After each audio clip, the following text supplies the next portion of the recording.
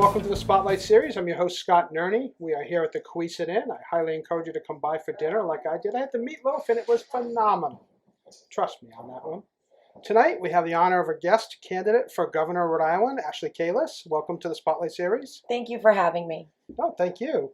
So give us, we've seen for months and months your talking points, your campaign strategy, everything that you've come out with. Talk about Ashley, the person, before candidacy, the background, the family, how you got here. I think that's one story that people really want to hear. Yeah, so I'm a mom. I have 3 school-age boys, and I'm a businesswoman, but it wasn't always easy.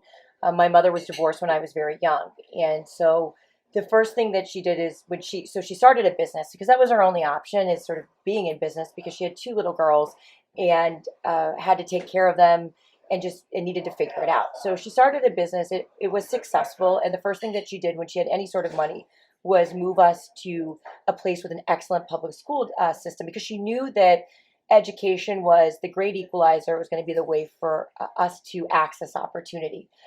And, she really tried very hard. And unfortunately, I was not the best student in high school. I was a terrible student.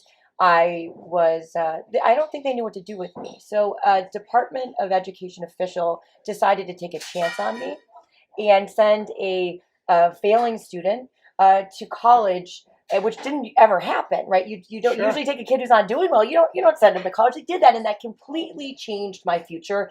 And that was because one size does not fit all in education. And I am forever grateful for my mom pushing for the right sort of educational environment for myself, and also somebody really taking a chance on me, because it wasn't normal to send a kid who wasn't doing well to college. You don't push forward, right? And they found out there just wasn't being challenged, and that environment was better.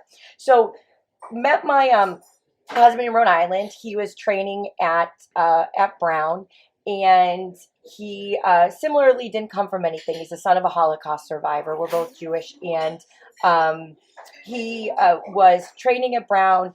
And what we found is that when we were engaged in 2008 in Providence, I had the Superman building that in the background of my engagement photos.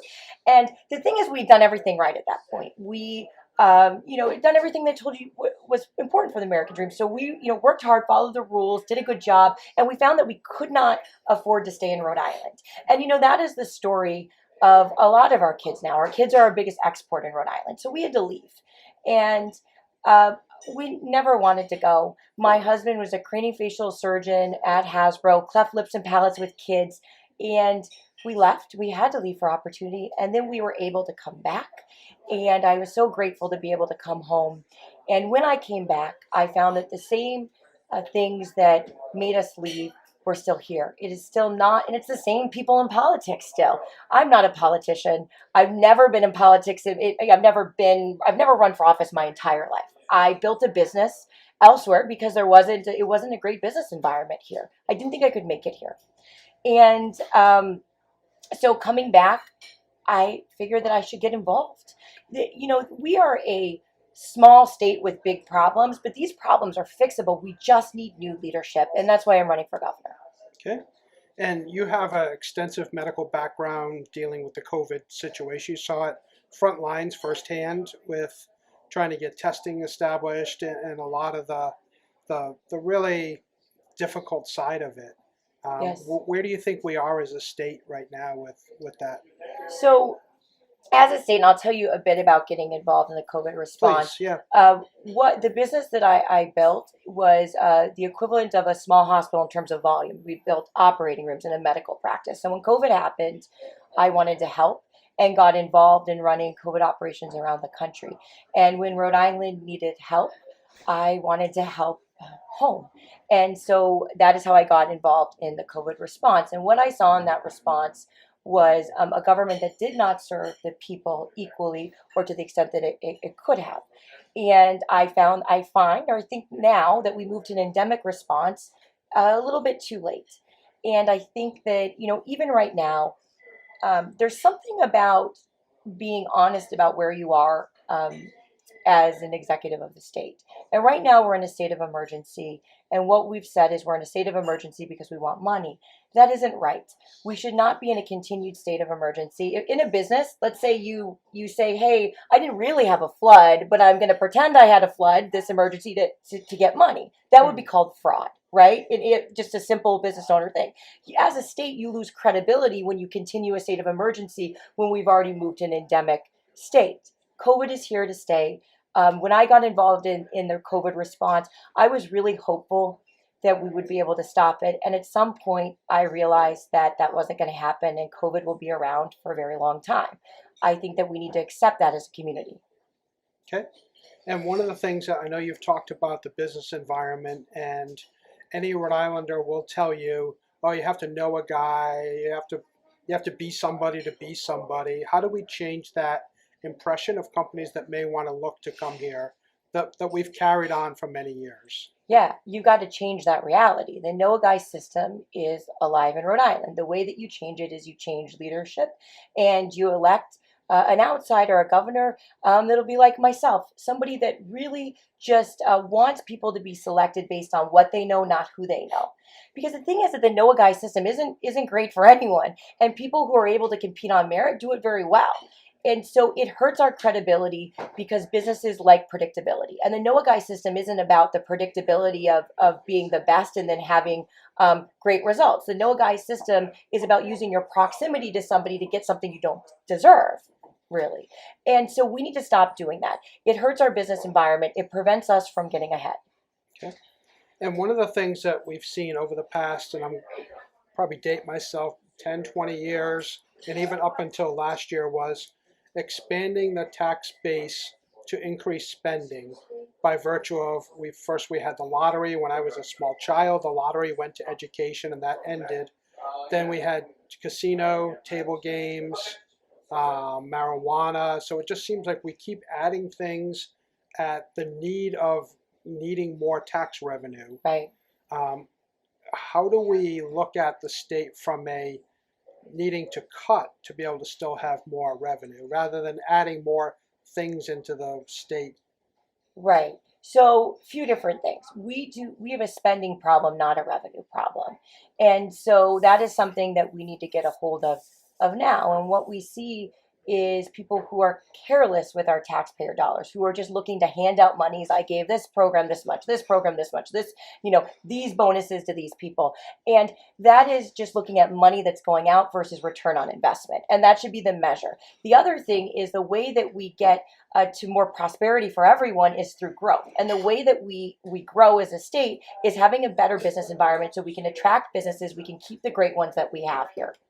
Okay. And what is your plan to staff the executive branch jobs? I already have commitments, but as you know, I can't say who those people are. They would already, I guess that would be their way of putting in their 2 weeks notice, right? Yeah, and there's more than 2 weeks left, right? Yeah. So really attracting talent is about leadership. It's not all about how much you pay.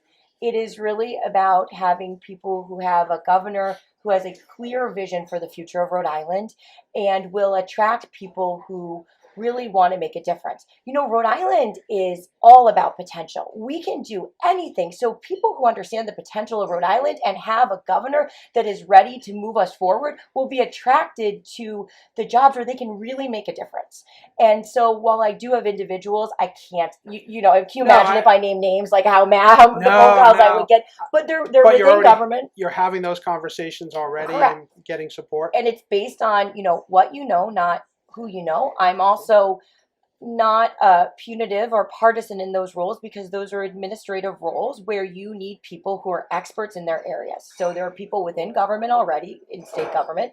There are people who have left because they didn't find the leadership to be a great fit. And there are also people nationally who see, what I see in Rhode Island, what everybody should see in Rhode Island is we're the best state. And if you have great leadership and you support individuals in those roles, we'll be able to fix these problems. Okay. So a few items that, as governor, one of the most important powers is a line item veto that a lot of states have. Yeah. Is this something that you're in favor of? You want to have conversations if you win the election with Smith Hill leadership? Absolutely. Line item veto is so important. And what it does is it puts joint responsibility for the budget. So it is something that instead of a governor pretending to be victim of a budget, which is if you don't have a line item veto, you say things like, oh, I couldn't change it, or if I didn't accept it. It allows both the legislature and the governor to jointly come up with a budget together. That is why it is so important in a state, is because it's joint responsibility for spending. And that level of joint accountability means that you have budgets that truly express the priorities. Okay. One of the big pieces of recent years and going forward will be the vacant land on 195. So what is your thought of how we develop that and sell it? Isn't that incredible that we have vacant land there? Like, can you imagine any other place? Like, it is an amazing piece of land. Like, I am just shocked. Or you think, like, there's got to be a plan. Like, this should be developed already. It is just unbelievable. And it really speaks to where we've been as a state in terms of our inability, because of past leadership, to really harness the potential of this state. So in my administration, you will see plans. We will be able to attract people to develop that land, whether it is a technical training school or an incubator, or a developer that wants to use their money because they believe in Rhode Island and the potential that it has in order to develop something for the state that makes sense. That's what you'll see. But the fact that we have that piece of land really speaks to the fact that we haven't pushed Rhode Island forward. I cannot imagine a parcel being there in any other place in the country. It is prime real estate. It's shocking that it's not. You should see like cranes there. Like, we should see stuff there already, it just speaks to our potential and our need to leverage our assets. We have everything in the state, and we just need somebody that believes in Rhode Island, is able to create the business environment so that others can come here, and also that the businesses that are here feel that they're supported so that they can develop and have a really good experience, participating in this economy. Okay. One of the things that you've been running on, I've heard some add on, is the gas tax. So while everybody would love to see almost $2.90 something a gallon right now if we eliminate the gas tax at some stations, and depending upon when you're watching this and what's happened in the world, obviously, but how do we replace that revenue?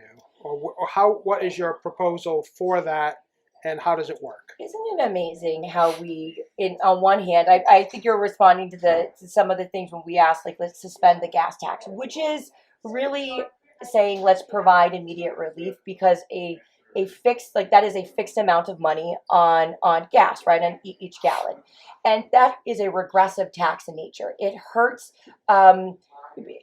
individuals who have less money because it costs more proportion of the income, right? Sure. And so we, when it comes to that, we don't seem to have money, or that's the claim. We don't have enough money to help working families. However, we're going to hand out $3,000, bonuses to judges, or we're going to participate in corporate welfare when it comes to the Superman building and luxury apartments and the soccer stadium for private developers. So it's not so much how do we make up the revenue, but what is our priority and who are we trying to help? And I think that is the bigger question for the audience when we look at the spending priorities, is who is being helped by government right now, and the spending is a reflection of government priorities. So I would say let's go look at the money that has been spent in terms of corporate welfare, and the money that was not used for immediate relief. Okay. And if you get elected and serve 2 terms, it's 2030, and a lot of initiatives that the state has looked at over time are talking about electricity-based, electric cars, trying to do away with gas cars like California has passed.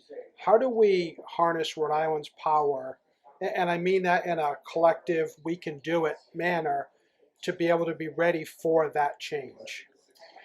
So first is being honest about the timeline and the technology, so the way that we harness what we need to do in terms of different power sources going in the future is we need to really invest in the blue economy, which is the sustainable use of the ocean for economic development. So we can look at offshore wind and other sources of power. So that's how we really move into the future as a state and help, this little state helping solve the world's biggest problems. I believe in that for Rhode Island. Now, if we're talking about moving to all electric in Rhode Island in that timeline, that is not necessarily realistic unless we have a specific plan that deals with issues such as grid storage. We don't have the infrastructure to support that now. So while the dream is wonderful, I mean, like, who wouldn't want a world like that where we don't have pollution and where we're able to do that? But the reality is there isn't a plan that supports the infrastructure right now. So what you'll get in me is a governor who tells the truth, who tries to have a real plan moving forward versus an aspiration, because what's going to happen when it's not there? Let's talk about California, right? How they're moving to all electric, and then was it a week ago? Time is sort of strange in a campaign season, where all of a sudden the governor is saying, hey, don't plug in your cars, right? We have a power, we might have brownouts. I don't want that situation for Rhode Island, which means that we need to plan for a future in a realistic way that doesn't make it so that it fails, right? If we are setting ourselves up for failure for not investing in our infrastructure and making sure that we can actually support goals. Okay. One question is, there's a lot of voter apathy out there. Why should I go vote? We saw 100,000 people voting in the primary. We'll expect more in the general election. But if you're talking to which you are, the single mom, the parent, the 20-year-old kid who's in college and is resident here, who's thinking, does it really matter if I vote? Or the family of 2 parents and 4 kids who are struggling to try to make ends meet. What do you tell them? Why should they come out and vote, specifically for you, but also look at everyone on the ballot and they can make a difference. Make that plea for them. Right. Well, we can do better. And voting is a choice to move, or voting for me is a choice to move to the future, and to not take the constant excuses for failure from career politicians, or the idea that you give away money but then don't get a return in terms of education, in terms of taxes that make sense, right? We have high taxes, but the services we get aren't proportionate in the return. So if you don't vote, then you are accepting the status quo, and you don't have to do that. We can change. We can do better. We can have a Rhode Island that works for everyone, but you need a different sort of leader, somebody that is not beholden to special interests. I am not. I am an outsider. I only care about doing what is right for Rhode Island, and I am not conflicted in any way. I also believe that character matters, and while I don't want to talk about the person that I am running against, there is a very clear contrast in terms of what I believe in. I believe in ethical government and transparent government, and I believe in things like an inspector general, because corruption, public corruption, and I'll just have to mention it, the current governor is under FBI investigation. And what I will say about public corruption is it's not just bad because it is immoral. It is bad because it interferes with the provision of services to the people, meaning it's why the roads are so bad. It is why taxes are so high. It is why schools do not perform. But we don't need to accept this. We don't need to accept the Noah guy system, or when people say, oh, this is Rhode Island, to explain something that isn't great, we should say this is Rhode Island and be proud of it. And you can have that if you choose me as a governor, because I will ensure that we bring Rhode Island to the future, because this is the best state. We just need new leadership. Okay. And how can people reach out to you or your campaign if they want to get involved, being callers, knocking on doors, spread the word? How can they get to you?